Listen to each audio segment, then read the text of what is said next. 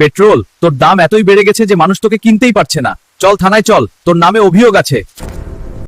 আমি তো শুধু জ্বালানি, মানুষই তো আমাকে সব জায়গায় পোড়ায়। যথেষ্ট, চুপ থাকো এবং আমাদের সাথে এসো। তোর দাম বাড়ার কারণে তোকে গ্রেফতার করা হয়েছে। থানায় তোর অনেক হিসাব দিতে হবে। রাস্তায় চলতে হলে তো আমাকে পোড়াতেই হয়, এতে আমার কি দোষ? পেট্রোল, তোমাকে তো এখন পাওয়াই যাচ্ছে না। তোমার দাম মানুষের না বিশ্বাস হচ্ছে, কি বলবে? আমি কোনো মন্তব্য করব না, এখন যান। তোর কারণে দোকানে দোকানে লম্বা সিরিয়াল লাগছে। তোর সংকট এত বাড়ছে কেন, সত্যি করে বল। জানি না, সত্যি।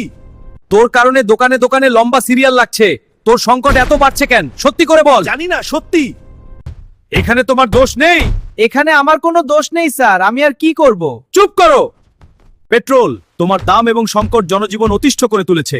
আদালত তোমাকে দোষী সাব্যস্ত করছে। আমাকে বন্ধ করলেই সমস্যার সমাধান হবে না মহোদয়। চুপ করো, আদালত অবনা হচ্ছে। আমার সংকট বেড়েছে বলেই আমার দাম বেড়েছে। এখানে আমার করার কিছুই নেই।